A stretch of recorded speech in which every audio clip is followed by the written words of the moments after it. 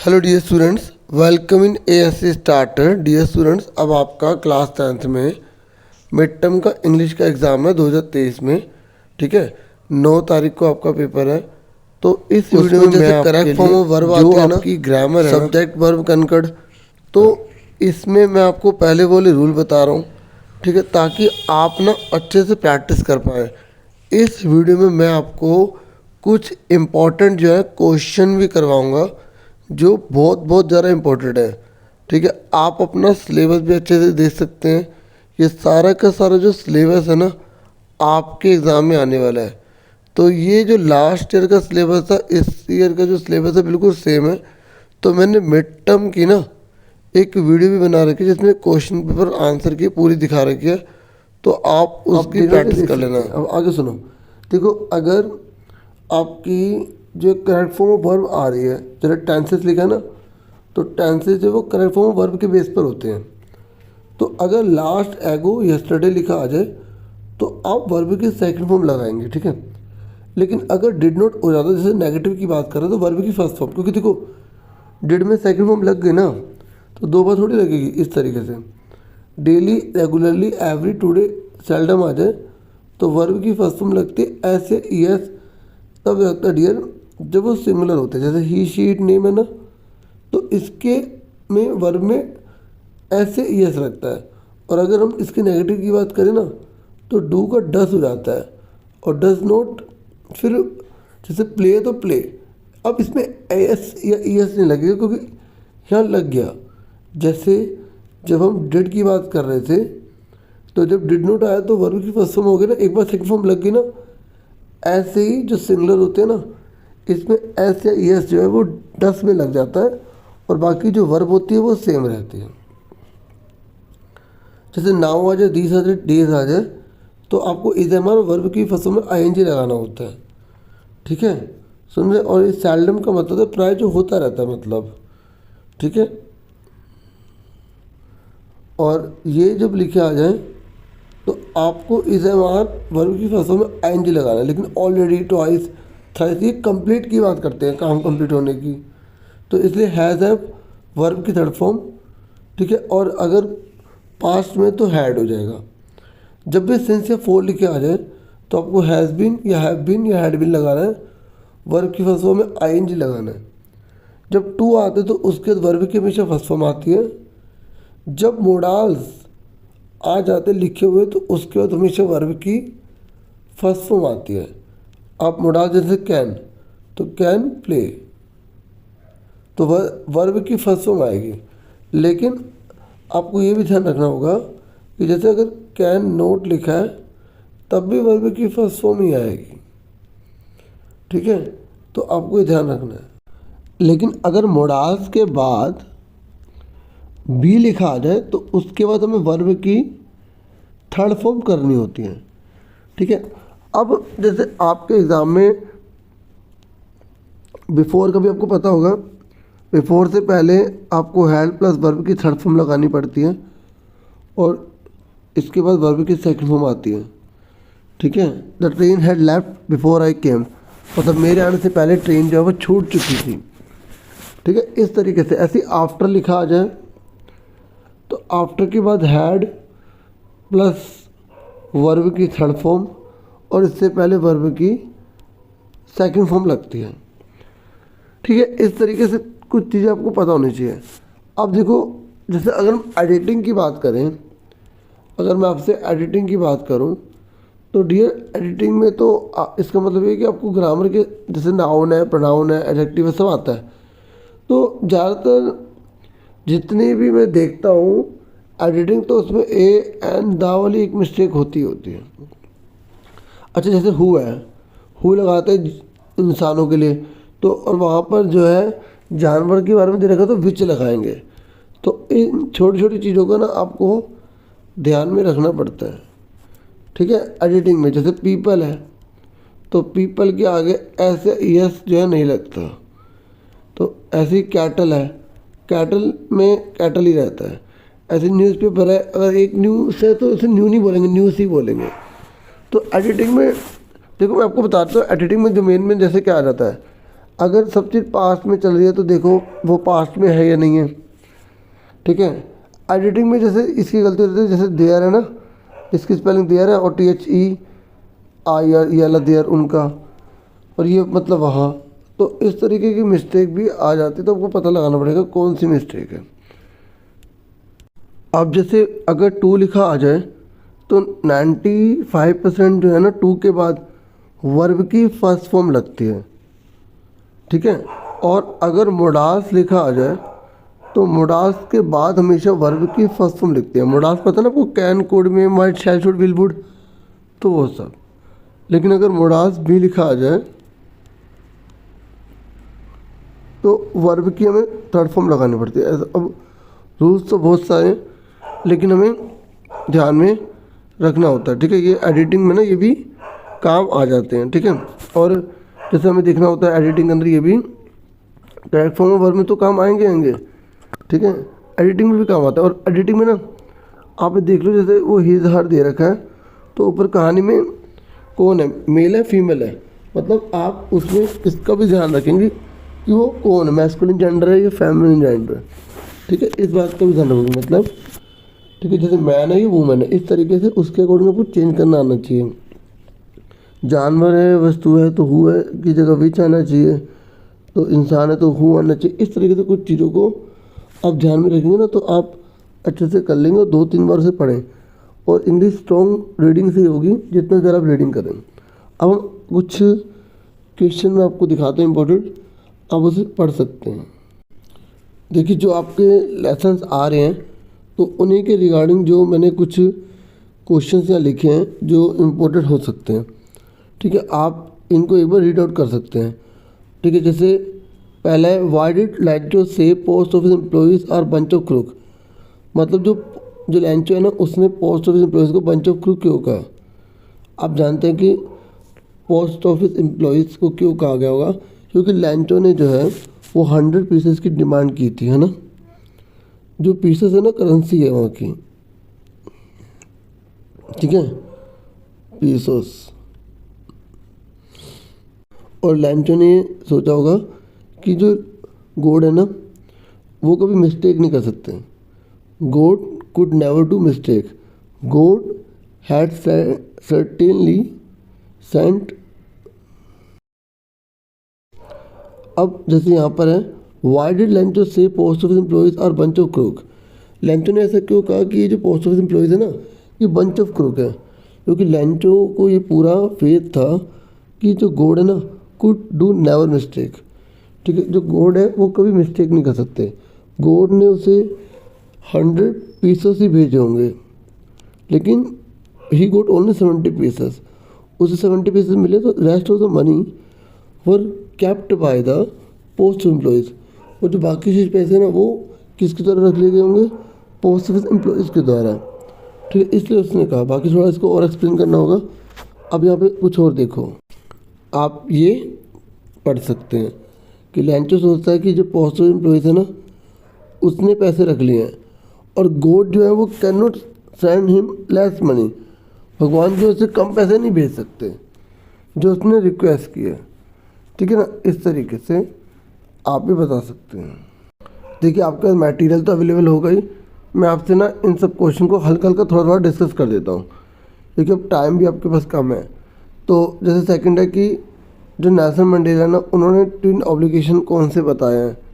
देखिए एक उन्होंने जो अपना ऑब्लिगेशन बताया वो एक फैमिली के प्रति बताया जिसमें पेरेंट्स, वाइफ, चिल्ड्रन आते हैं, और दूसरा जो है वो आपका पीपल, कम्युनिटी एंड नेशन के प्रति बताया है, ठीक है। देखो आपने चैप्टर डीपली पढ़ा होगा ना तो आप तभी आप बहुत सारे आंसर जो MCQ में आएंगे ना चैप्टर से रिलेटेड होंगे तभी दे पाएंगे। जैसे जो ब्लैक थे उनके लिए कौन सा जो है एंथम बजाया गया, वाइट के लिए कौन सा बजाया गया, तो ये आप बता सकते हैं उसमें, ठीक है ना। तो जैसे एक डाई स्टैम्प था ना ब्लैक के लिए। तो अब जैसे थर्ड है यहाँ पर जो मंडेला ना, मंडेला उन्होंने हंगर और फ्रीडम के बारे में क्या बताया कि कैसे लाइफ उनकी चेंज कर दी। और नेल्सन मंडेला ने ये बताया था ना कि जो लव है वो नेचुरली आता है, हेट हमको सिखाई जाती है। और नेल्सन मंडेला ने ये भी आपको बताया था कि करेज का क्या मीनिंग होता है। तो करेज का मतलब ये नहीं होता हु डजंट फियर, जो डरता नहीं है, but who Triumph over fear, जो डर पर काबू पाता है वही करेज है। तो आप बता सकते हैं, जैसे ये अगर क्वेश्चन है कि फ्रीडम जो है चेंज, जैसे उनकी क्या आइडियोलॉजी कैसे चेंज हो गया एक्सपीरियंस के साथ। तो जब वो छोटे थे तो उनको कोई किसी प्रकार की कोई दिक्कत नहीं थी, लेकिन जब वो बड़े हुए तो उन्हें बहुत से एक्सपीरियंस मिला। उन्होंने देखा कि उसके आसपास के जो पीपल है ना वो फ्री नहीं है, तो उन्हें रियलाइज़ हुआ कि अभी हमें फ्रीडम की ज़रूरत है, ठीक है। और जब तक मैं सभी लोगों को जो उनके लोग हैं अगर उनको फ्रीडम नहीं मिल पाती तो वो भी फ्री नहीं हो सकते, क्योंकि उस प्रकार की रिस्पेक्ट उन्हें भी गेन नहीं हो सकती, ठीक है। और ये ऑपरेसर इज़ फ्री वाला भी एक क्वेश्चन है। तो जैसे आप बताएंगे, क्योंकि अगर जो दूसरों को तबाह करने में लगे रहते हैं ना, वो उनके मन में भी शांति नहीं मिल पाती उन्हें, इसलिए वो भी फ्री नहीं है, ठीक है। ये है ना इस तरीके से, क्योंकि उनके दिमाग में हेट्रेड बसा हुआ है, नफरत बसी हुई है, तो वो फ्री हो ही नहीं सकते माइंड से। और जैसे एक क्वेश्चन है कि मिलिट्री जनरल क्या करता है, ठीक है, और उसका एटीट्यूड जो है कैसे चेंज हुआ। तो मिलिट्री जनरल आप बता सकते हैं कि वो अपनी ड्यूटी करता है और वो हमेशा लॉयल रहते हैं अपनी कंट्री के प्रति, हमेशा लॉयल रहते हैं ना। और देखो यही थे मिलिट्री जनरल जिन्होंने मैंडेला को अरेस्ट किया था जब वाइट सुप्रीमेसी थी, जब अंग्रेज़ों का राज था। और जब साउथ अफ्रीका फ्री हुआ तो इन्होंने भी अपना एटीट्यूड चेंज किया, ठीक है, और पूरी रिस्पेक्ट दी मैंडेला को, है ना। तो इस तरीके से ऐसे है ये। और फिर ये है कि what does fire and ice stand for. जो फायर और आइस है ना वो किस चीज़ को मतलब स्टैंड करते हैं, किस चीज़ का मतलब क्या है। जैसे अगर हम बात करें फायर की, तो फायर जो वो ग्रीड, ठीक है, एवराइज, लस्ट, कन्फ्लिक्ट, फ्यूरी का है, ठीक है। और आई जो है ना वो cruelty, intolerance, rigidity, insensitivity, coldness, indifference, hated, इससे मतलब है, ठीक है। ये आप ध्यान में रखना क्योंकि ये कई बार मैचिंग में और वन वर्ड में आ जाता है ये क्वेश्चन, ठीक है डियर। फिर नेक्स्ट है what does tiger do when he is free. मतलब टाइगर जो है वो क्या करता है जब वो फ्री होता है। तो आप बता सकते हैं कि वो लर्किंग करता है ना, स्लाइडिंग करता है, और जो विलेज जो पीपल है उनको टेरर करता है, ठीक है। 3 पॉइंट इसमें आप बता देना। और ये कह रहे which does cure pilot of Dakota. जो पायलट है ना डेकोटा का ब्लैक एरोप्लेन, उससे कौन सी चीज़ बचाती है, उसका डिटर्मिनेशन या मिरेकल। तो आप बताना उसका डिटर्मिनेशन जो है ना वो उसको सेव करता है, क्योंकि वो डिसाइड करता है कि मुझे जो है ना जाना है अपने पेरेंट्स के घर और ब्रेकफास्ट करना है। और इसमें आप बना के लिख देना उसकी विल पावर थी, और जिसकी वजह से वो एक इमेजिनेशन करता है और उस इमेजिनेशन की हेल्प की वजह से ही वो अपने डेस्टिनेशन तक पहुंच जाता है, ठीक है। मैं थोड़ा थोड़ा ना सबको बता रहा हूँ, ठीक है, और अब सबके आंसर्स दिखाना पॉसिबल नहीं है, ठीक है। तो ये कह रहा है कि describe the narrator's experience as he flew the aeroplane into the storm. तो वही आपको बताना है कि जब वो एरोप्लेन में जा रहा था तो उसने क्या क्या अनुभव किया। जैसे उसकी कंपास वर्क करना बंद हो गई थी, उसने किस तरीके से अपने आप को जो वो रिस्क लेने की सोची कि स्टॉर्म के अंदर से ले लूँगा, क्योंकि उसने जो है पूरे तरह से अपने को पक्का डिटरमाइन कर रखा था, ठीक है ना। इसमें आप बता देना जो जो उसने देखा, जो जो हुआ उसके साथ। फिर ये कि what does the word opposition mean. ये बॉल पोएम है ना उसमें से लिया गया है, ठीक है। वर्ल्ड ओपोजिशन का मतलब ये है कि आज जो लोग हैं ना वो मेटलिस्टिक गुड्स को जो है ना अडोप्ट कर रहे हैं, मतलब उन्हें सिर्फ ज़्यादा चाहिए, जैसे मनी चाहिए, उन्हें मनी चाहिए तो ताकि वो और मेटलिस्टिक चीज़ खरीद सके। But sadly it doesn't possesses the power to buy things one dearly loves. मतलब ये कह रहे हैं कि जितना मर्जी हो जाए, जितना मर्जी पैसा हो जाए, लेकिन आपको जो बहुत ज़्यादा प्यारी चीज़ है ना आप उसको नहीं खरीद सकते, उससे आपको जो आपको लगाव है उससे आप नहीं खरीद पाओगे। तो आपको इसके अंदर यही बताना था, ठीक है। नेक्स्ट है what are 3 essays and what is said in that letters. देखिए 3 ऐसे कौन से थे, उनमें क्या बताया गया। देखिए जो एनी फ्रैंक होती है ना वो बहुत ज़्यादा टोकेटिव गर्ल है, पढ़ा होगा आपने। और वो टोकेटिव गर्ल है तो उसके टीचर जो है पनिशमेंट के तौर पर ऐसे राइटिंग दे देते हैं, ठीक है ना। तो यहाँ पर ये पूछेगा कि 3 ऐसे जो है वो कौन कौन से थे। देखिए आपको पता होगा कि कौन कौन से ऐसे दिए गए थे, ठीक है। एक तो दिया गया था अ चैटर बॉक्स, और दूसरा क्या था एन इनकॉरिजिबल चैटर बॉक्स, और तीसरा quack quack quack sad mistress chatter box, ठीक है ना। उसके बाद देखिए ये एनी फ्रैंक से, ये paper has more patience than people, how, मतलब पेपर में बहुत ज़्यादा साधना होती है और लोगों के मुकाबले। आप बोल सकते हो कि पेपर को हम एनी टाइम यूज़ कर सकते हैं। इसे हम टीयर कर सकते हैं, we can tear it, we can rub it, we can write on anything on it, ठीक है। दे और दे नेवर बोर्ड। फिर write the appearance of baker in Goa, तो जैक फ्रूट की तरह वो उनकी अपीयरेंस हुआ करती थी, ठीक है ना। और उनका जो बिजनेस है बहुत प्रॉफिटेबल होता था, इससे पता लगता है। तो ये आपको इसमें अपीयरेंस इनकी जो है ना बतानी थी, जो बेकर्स हैं, ठीक है। और जैसे बेकर जब क्यों इम्पोर्टेंट हुआ करते थे, तो जो आपकी एनसीईआरटी में जो आपकी मैचिंग वाला ना, तो उसमें आप बता सकते हैं कि जो मैरिज गिफ्ट है और जो पार्टी है या कोई एंगेजमेंट है, क्रिसमस है, तो वो जो है ना सेलिब्रेट उस तरीके से नहीं हो पाता था अगर जो है ना बेकर द्वारा जो बनाई जो ब्रेड से लोफ्स ऑफ ब्रेड, अगर वो ना हो तो, है ना। और उसके बाद यहाँ पर 2 स्टोरीज पूछ रहे हैं, टी से रिलेटेड कौन सी 2 स्टोरीज थी। तो डियर स्टूडेंट्स, एक जो बौद्धिस्ट होते हैं वो अपने आईलेट को कट कर देते हैं, ठीक है। और वहाँ तरीके से जो टी होते हैं वो एक्सटेंशन में आती है। और दूसरा जो है एक जो किंग होता है चाइना का, तो वो बॉइलिंग वाटर जो है वो ड्रिंक करता है, तो अचानक उसमें जो लीव्स हैं वो फेल डाउन हो जाती हैं और उसको डिलीशियस जो है वो स्मेल आती है। तो इस तरीके से भी टी जो है वो यहाँ पर भी एक्सटेंशन में आ जाती है, ठीक है। ठीक है, और स्लिप ऑफ टंग हो रहा है, ठीक है, थोड़ा माइंड टाइट है इसलिए थोड़ा कोऑपरेट करना, ठीक है। तो उसके बाद what is the story about Kodavas people descent, तो जो कोडावो पीपल है ना उनकी जो महानता उसकी क्या स्टोरी है। तो आप कोडावो पीपल के बारे में बता सकते हैं कि वो ग्रीक और अरेबिक डिसेंट के हैं। अलेक्जेंडर की जो आर्मी आई थी तो वो यहाँ से फिर नहीं गई, इम्प्रैक्टिकल लगा तो फिर वो यहीं बस गई।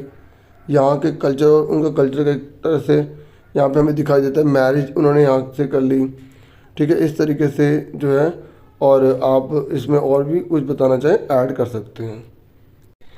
फिर है कि how did Anil change Hari into good person, तो अनिल ने जो है हरी को एक गुड पर्सन कैसे बनाया। देखो उसने सबसे बड़ी बात उसे पर फेथ किया, ठीक है। और फिर उसको उसने जो है ना लिखना और पढ़ना सिखाया, how to read and write. और दूसरा ये कि उस पर फेथ किया और फिर ट्रस्ट, तो आप इसमें एक्सप्लेन कर देंगे। और धीरे धीरे उसको ना गुड डीड्स उसने सिखाए, जिसकी वजह से उसे what is right and what is wrong उसको डिफरेंस समझ में आ गया, और उसकी मॉरलिटी है ना वो इंक्रीज़ करी, ठीक है। तो जिसकी वजह से हरी ने ना अपने आप को बदल लिया, ठीक है, और अनिल ने उसको एक अच्छा इंसान बना दिया। बाकी आप और भी इसके बारे में पढ़ सकते हैं, बाकी आप यहाँ से थोड़ा हेल्प जो है वगैरह ले सकते हैं। उसके बाद ये क्वेश्चन है कि जैसे हरी है ना वो क्या बताता है कि अगर जैसे पुअर पीपल के यहाँ चोरी होती है या रिच पीपल के यहाँ चोरी होती है या ग्रीडी पीपल के यहाँ चोरी होती है तो वो कैसा फील करते हैं। पुअर पीपल, रिच पीपल और ग्रीडी पीपल कैसा फील करते हैं। तो आप बता सकते हैं ना कि ग्रीडी मैन जो है वो डर को दिखाते हैं, डरते हैं वो। रिच मैन जो है वो गुस्से को दिखाते हैं, एंगर को। और जो पुअर मैन है वो एक्सेप्टेंस कर लेते हैं, मतलब स्वीकार कर लेते हैं जो है ईश्वर की मर्जी है ना। फिर ये कि कीपिंग ट्रिकी इज टैम्पटिंग, मतलब ट्रिकी को रखना आकर्षक था, क्यों। क्योंकि देखो जो मिसेस पंफ्रे थी ना, अपने ट्रायम्फ सजी पड़ोगे, मिसेस पंफ्रे कितनी रिच लेडी थी, लेकिन जो ट्रिकी है उसने खाना पीना बंद कर दिया था और वो उसको अपने चाइल्ड की तरह लेती थी, बहुत प्यार करती थी उससे। तो जो डॉक्टर हैरियट थे उन्होंने उसको बोला भी था कि इसका फूड कट करो, तो उन्होंने थोड़ा कट के फिर उसको और इंक्रीज़ कर दिया, तो उसकी हालत और ख़राब हो गई, है ना। तो फिर उसको वो उन्होंने बोला कि इसकी सर्जरी होगी, तो उसको हॉस्पिटल ले गए। तो और उन्होंने मतलब कितनी टाइम से उन्हें कॉल किया और कई प्रकार के डिफरेंट जो डिलीशियस या जो डिफरेंट जो भी थिंग्स थी उसके लिए वहाँ हॉस्पिटल में भेजती रही, है ना, साइन करती रही। और तो लेखक जो है वो जब तक था उसको तो कुछ दिया नहीं, अपने फैन से पार्टी कर रहा था, वाइन्स वगैरह पता नहीं क्या क्या उन्होंने साइन किया था। तो आप यहाँ ये लिख सकते हैं, जैसे टिकी की जो मिस्ट्रेस थी वो रिच लेडी थी और वो ये सब सामान जो है वगैरह भेजा करती थी। और इस तरीके से मिस्टर हैरिट के लिए वो बहुत ज़्यादा टैम्पटिंग था उसको परमानेंट गेस्ट के रूप में रखना, लेकिन वो बिल्कुल भी हैरिट जो थे वो ग्रीडी पर्सन नहीं थे, बहुत ही ऑनेस्ट पर्सन थे अपने वर्क के लिए। देखो मैं आपको एक बात और बोल दूं कि मैं कोशिश कर रहा हूँ आपको कुछ इंपॉर्टेंट क्वेश्चन बताने की, ठीक है, लेकिन आपको अच्छे से खुद भी सारा पता होना चाहिए, थोड़ी सी हेल्प करने की कोशिश कर रहा हूँ, ठीक है। उसके बाद देखिए नेक्स्ट है, हाउ डिड ओजेबल रीड फ्रॉम मैक्स, मतलब ओजेबल ने मैक्स से कैसे छुटकारा पाया। देखिए आप जानते होंगे कि ओजेबल जो है वो एक क्लेवर इंटेलिजेंट सीक्रेट एजेंट होता है, मैक्स भी होता है, ठीक है, लेकिन मैक्स उससे जो है वो डॉक्यूमेंट्स और जो फाइल्स है वो लेने आया होता है। लेकिन जो ओजेबल है बहुत इंटेलिजेंट है, हालांकि मैक्स के हाथ में पिस्टल है फिर भी वो बिल्कुल भी डरता नहीं है और उस सिचुएशन को बहुत ही ईजी मैनर में उसे टैकल करता है, उसका सामना करता है और मतलब पूरे कॉन्फिडेंस में होता है। अपनी लैंग्वेज में बना के लिख सकते हैं। और मैक्स को ना अपनी एक स्टोरी जो वो बनाता है उसमें ट्रैप करवा देता है और मैक्स उसको समझ नहीं पाता और वो 6th फ्लोर से नीचे गिर जाता है। और ओजेबल जो अपने आप को और जो उसके साथ में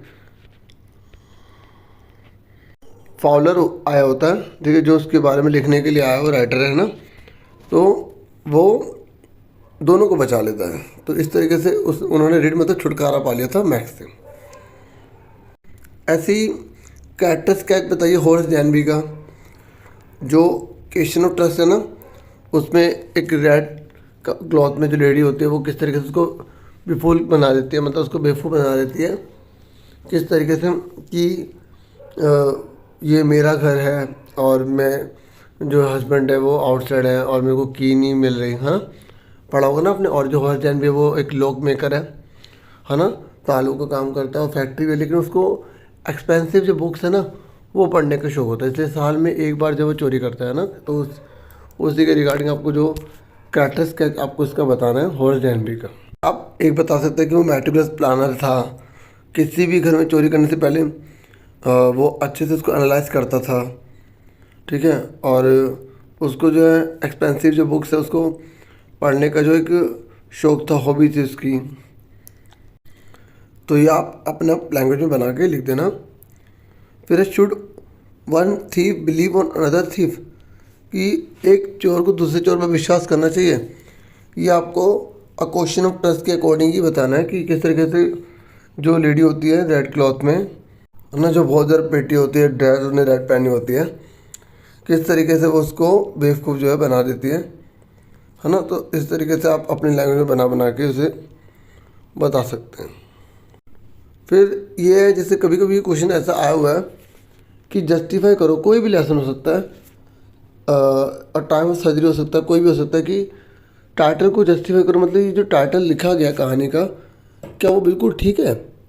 तो मैं आपको इसकी कुछ लाइंस बता देता हूँ, जैसे कोई भी आ जाए तो आप ये 4-5 लाइंस लिख सकते हैं, बाकी जो भी उस चैप्टर से रिलेटेड है वो आप उसमें बता सकते हैं। अब बाकी अगर आपको जैसे इंग्लिश वगैरह तो फिर कोई प्रॉब्लम ही नहीं है ना, फिर भी एक आइडिया लेने के लिए सब अच्छे से देख सकते हैं। जैसे मैंने यहाँ लिखा है, आप कुछ और भी लिख सकते हैं, ठीक है, ये सिर्फ एक आइडिया देने के लिए। जैसे कोई भी अगर चैप्टर का नेम आ गया तो I am fully agree that, मैं पूरी तरह सहमत हूँ, that whole story of this lesson, मतलब इस लेसन की जो पूरी स्टोरी है रिवॉल्व अराउंड द टाइटल, जो लेसन का नाम है, ठीक है, मतलब इसी के चारों इर्द गिर्द घूमती रहती है। इट इज़ एब्सोल्युटली करेक्ट, ये बिल्कुल ठीक है। And it can be justified, और इसको जस्टिफाई किया जा सकता है बाय गिविंग मैनी सिचुएशंस और एग्जांपल्स, मतलब बहुत सी सिचुएशन और एग्जांपल्स के को देकर ना हम जस्टिफाई कर सकते हैं। और आगे लिखा है which are presented in this lesson, जो इस लेसन में प्रेजेंट की गई है, लेसन का नाम लिख देंगे। फिर उसके बाद यहाँ पर अपनी मर्जी से जो भी उस चैप्टर रिलेटेड जो भी आपको पता है ना वो लिख देना, मतलब कोशिश करना कि बिल्कुल वही लिखना जो टाइटल से रिलेटेड है, ठीक है। फिर आप लिख देना from our discussion we have justified that title is correct and apt. Apt मतलब उपयुक्त है, ठीक है, फुल स्टॉप लगा देना, ठीक है। अगर आ जाता है तो आपके लिए हेल्प हो जाएगी, ठीक है। बाकी मैंने कोशिश की है कुछ आपकी हेल्प करने की, और मेरी तरफ से आप सबको ऑल द बेस्ट। आप सबका पेपर बहुत अच्छा जाए। Thank you for watching and listening carefully. और देखिए मैं मैथ्स की वीडियो बनाऊंगा, तो आप उसे भी देखना चाहें तो आप देख सकते हैं। Thank you once again.